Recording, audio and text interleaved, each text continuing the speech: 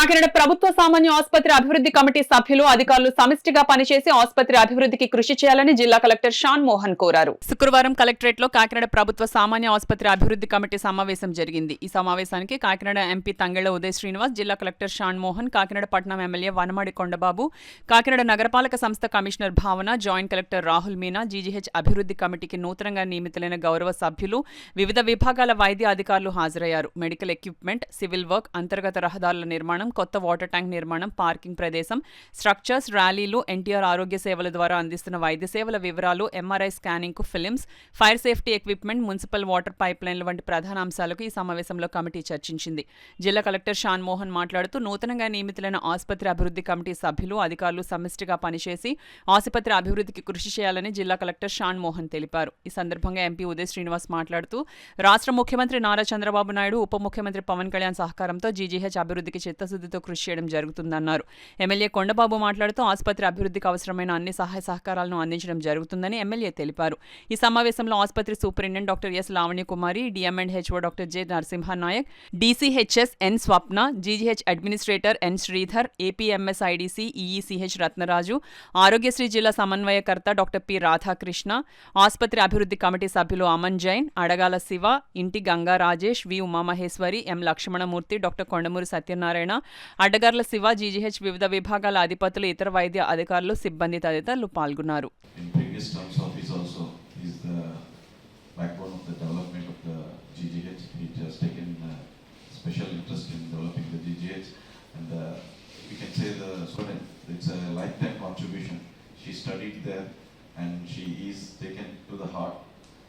As it is her own property and she is doing it on her own with the service and hard work and everything.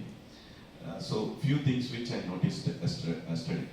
Sir, the main thing is that even though we got funds and we can develop, the scarcity of space is there. And second thing, if we are constructing something, the patients are in such a high number, we don't know where to move them and start this construction is a very bigger issue. So with all your expertise and interests and ideas, we will try to resolve it. And one more conversation I heard from Collector Garu during the floods, as we three were in the car. MP Garu, అందరూ కలిసి చంద్రబాబు నాయుడు కలవడం, కలిసి వారికి చెప్తున్నాం sir, general hospital అందరూ old buildings అయిపోయినాయి sir, అవన్నీ కూడా కొత్తగా కడితేనే కానీ హాస్పిటల్ బాగుపడదని చెప్తే అప్పుడే 500 బెడ్స్ కట్టాలని చెప్పి శాంక్షన్ ఇచ్చారు. అంటే 500 బెడ్లు కట్టిన తర్వాత ఆ కొత్త బిల్డింగ్ కట్టిన తర్వాత మళ్ళీ పాతది తీసి మళ్ళీ ఆ ప్లేస్ కొత్త బిల్డింగ్ కట్టు, అలా ఒకటి కట్టుకుంటూ రావాలని ఒక ప్రణాళిక చేశారు. ఆయన ఒక యాక్షన్ ప్లాన్ తయారు చేశారు అప్పన్న కలెక్టర్ గారు కానీ అందరూ కూడా.